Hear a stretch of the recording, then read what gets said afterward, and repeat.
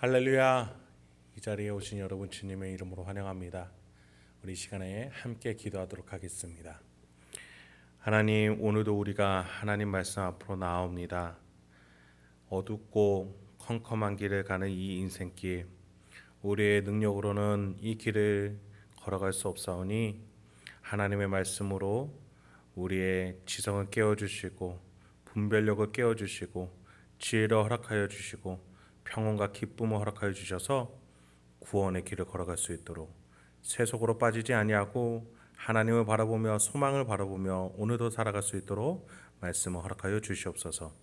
이 모든 말씀 예수님의 이름으로 기도했습니다. 아멘. 오늘 함께 살펴볼 말씀은 로마서 9장 30절로부터 33절입니다. 로마서 9장 30절로부터 33절을 제가 낭독해 드리도록 하겠습니다. 그런즉 우리가 무슨 말을 하리요? 의를 따르지 아니한 이방인들이 의를 얻었으니 곧 믿음에서 난 의요. 의의 법을 따라간 이스라엘은 율법에 이르지 못하였으니 어찌 그러하냐? 이는 그들이 믿음을 의지하지 않고 행위를 의지함이라. 부딪힐 돌에 부딪혔느니라. 기록된 바 보라, 내가 걸림돌과 거치는 바위를 시온에 두노니 그를 믿는 자는 부끄러움을 당하지 아니하리라 함과 같으니라. 오늘 설교를 시작하면서 비유를 한 가지 시작해 보도록 하겠습니다. 여기 자양동 너머에 롯데월드가 있죠. 그곳에 가려면 잠실대교라는 큰 또 튼튼한 다리를 건너야 합니다. 그런데 한 사람이 그곳에 가려고 하는데 다리를 건너려고 하는 것이 아니라 수영을 직접 해서 그 한강을 건너서 가려고 한다고 생각해 볼까요? 그 사람 생각에는 대교를 건너가는 것이 아니라 내가 직접 맨몸으로 수영을 해서 가야 자격이 있는 것 같고 그 강인함에 대한 보상으로 롯데월드에서 놀 수 있겠다, 이렇게 생각을 한다는 것이죠. 여러분 보시기에 어떠십니까? 네, 너무 엉뚱한 소리죠. 롯데월드에 가서 노는 게 목표지 한강을 수영해서 건너는 능력을 보이는 게 목표가 아니기 때문입니다. 물론 한강을 건너는 게 목표라면 이야기는 달라지겠지만 제가 말씀드린 것처럼 롯데월드에 가는 게, 거기에서 기쁨을 누리는 게 목표라면 한강을 수영해서 건너려고 하는 것이 아니라 한강 다리, 잠실대교를 편안하게 튼튼한 그 다리를 건너는 게 마땅한 길이라는 것이죠. 그런데 우리가 지금 천국이라는 목표 지점을 가기 위해 이 강을 건너야 하는데 꼭 수영해서 가겠다라는 사람처럼 행동하고 있는 건 아닌지 생각해 봐야 됩니다. 이게 무슨 말인고? 바울은 31절에서 이렇게 표현합니다. 의의 법을 따라간 이스라엘은 율법에 이르지 못하였으니. 여기서 말하는 의의 법은 모세 율법을 말합니다. 이전에도 말씀드렸죠. 율법의 기능은 선과 악을 구분해 줄 뿐이지 구원으로 가기 위해서 어떻게 해야 되는지, 하나님께로 가는 길이 어딘지는 말해주지 않습니다. 그래서 죄인이 율법을 보면은 죄가 드러납니다. 의인이 율법을 보면 의가 드러나겠지만 이 세상 아담의 후손 중에 의인은 없기 때문에 인간은 율법을 봄으로써 자신이 죄인이란 것을 깨달을 뿐입니다. 율법의 기능은 그거밖에는 없는 것이죠. 우리 안에 의가 있어야 율법을 통해서 의를 볼 수 있는데 의는 없고 불의한 것만 있으니 죄인이라는 결론만 나옵니다. 이렇게 율법을 사용한 이스라엘은 결국 율법이 원하는 기준에 이르지 못하게 된다는 것이죠.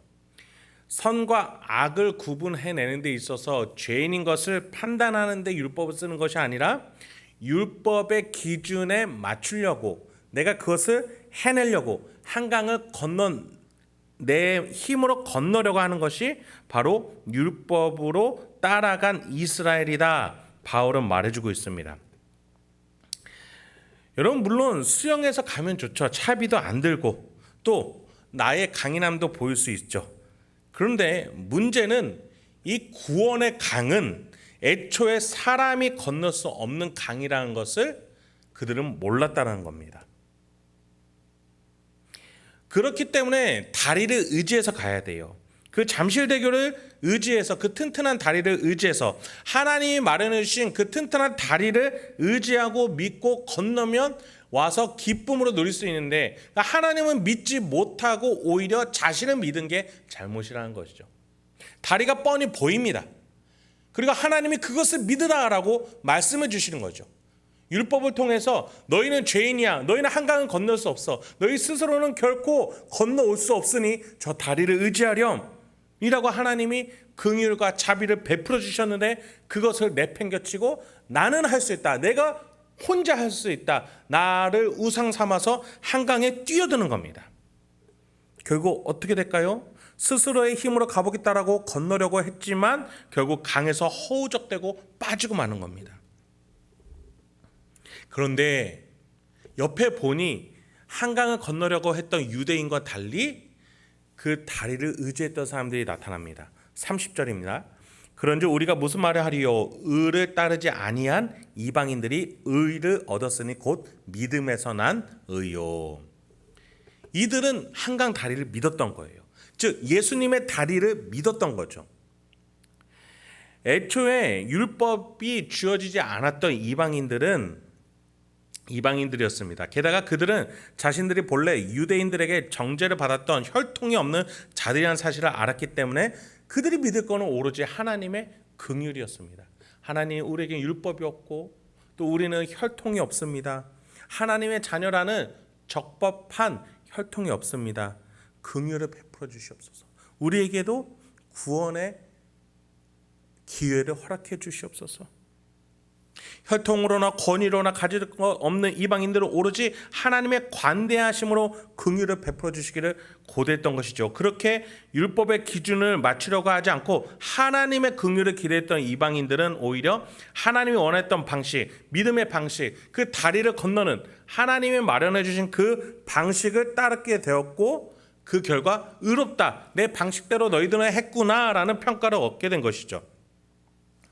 하나님이 예수라는 다리를 지어주신 것은 강을 못 건너니 다리를 건너오라는 뜻이었습니다.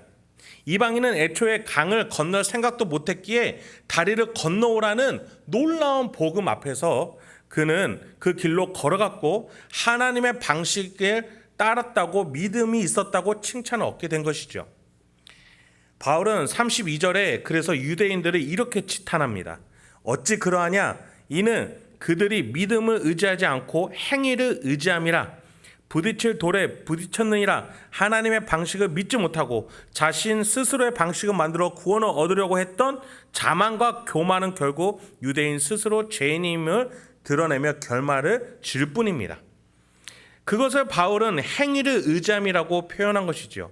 하나님이 원하시는 행위는 스스로를 의지하는 행위가 아니라 하나님을 믿는 행동, 하나님을 믿는 겸손한 믿음의 그 행위였던 겁니다. 이 믿음의 행위는 곧 우리의 공로가 아니라 하나님이 마련해 주셨고 하나님의 영광이었고 하나님의 자랑이었고 하나님이 베풀어 주신 긍휼이라는 것을 우리는 영광을 올려드릴 뿐임을 인정하고 믿고 신뢰하게 되는 계기가 되는 것이죠. 이 다리를 건넌다라는 것은, 예수를 믿는다라는 것은 그걸 의미하는 거예요. 나의 힘이 아니라 하나님이 위대하시고 하나님이 옳고 그리고 하나님께 신뢰를 보내고 하나님을 믿겠다라는 고백이 바로 예수라는 다리를 건너는 자의 마음입니다. 여러분, 예수 이름으로 기도하고 예수 이름으로 선포한다는 것이 주문으로 되는 것이 아니라 마음에서 하나님의 구원의 길이 예수의 십자가에서 내 모든 것들이 해결되고 하나님의 능력으로만 살겠다라는 그 고백과 신뢰와 믿음이 그 안에 표현되어 있는 거예요. 33절입니다. 기록된 바 보라, 내가 걸림돌과 거치는 바위를 시온에 두노니 그를 믿는 자는 부끄러움을 당하지 아니하리라 함과 같으니라. 이 말씀은 본래 이사야서에 기록된 말씀인데 바울은 로마 교회에 있는 유대계 그리스도인들이 친숙한 구약을 예를 들어서 설명을 하는 거죠. 율법으로만 또는 예수의 이름과 율법을 섞어서도 아니라는 겁니다. 율법은 단지 우리의 우리의 상태만 알려줄 뿐입니다. 우리를 움직이게 해주는 방향을 제시해 주시는 것은 예수 그리스도입니다. 예수 그리스도라는 다리를 믿어 앞으로 나아가는 것이죠. 그렇습니다. 수영을 하며 한강을 건너려는 사람은 점점 힘이 빠지는 자신의 팔을 보며 견고히 서 있는 대교를 바라보게 될 것입니다. 그리고 자신이 스스로 얼마나 교만하고 자만방자했는지 알게 될 것이죠. 그렇게 자기 자신을 의지했던 자는 예수라는 큰 다리를 보며 걸려 넘어지고 마음이 무너지게 되는 겁니다. 하지만 자신을 믿지 않고 하나님을 믿고 또 의지할 바를 구했던 자들은 예수라는 든든한 다리를 건너며 부끄러움을 당하지 않게 될 것입니다.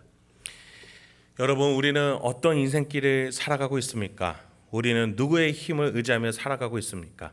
우리는 하루도 한시도 나의 능력과 자만 오만으로 살다가는 예수님 앞에서 걸려 넘어지고 무릎이 깨지고 철저히 부끄러워지는 날을 겪게 될 것입니다.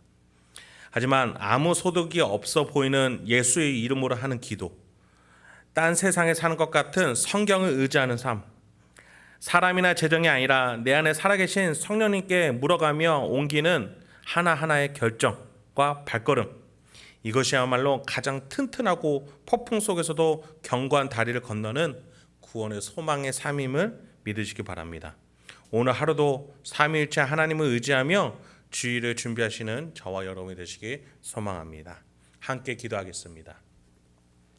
하나님, 오늘도 우리에게 귀한 하나님의 말씀 허락해 주시니 감사합니다. 주님, 우리의 힘이 아니라 하나님이 약속하시고 베풀어 주시고 인도하시는 이 구원의 소망의 길을 걷게 하여 주시옵소서.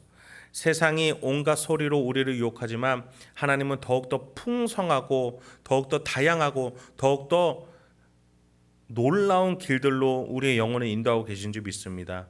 우리의 어리숙한 영혼과 지혜를 하나님께서 만져주셔서 그 하나님의 길들을 하나하나 깨닫고 그 풍성함에 하나님을 찬양하며 기뻐하며 오늘 하루하루를 살아갈 수 있도록 인도하여 주시옵소서.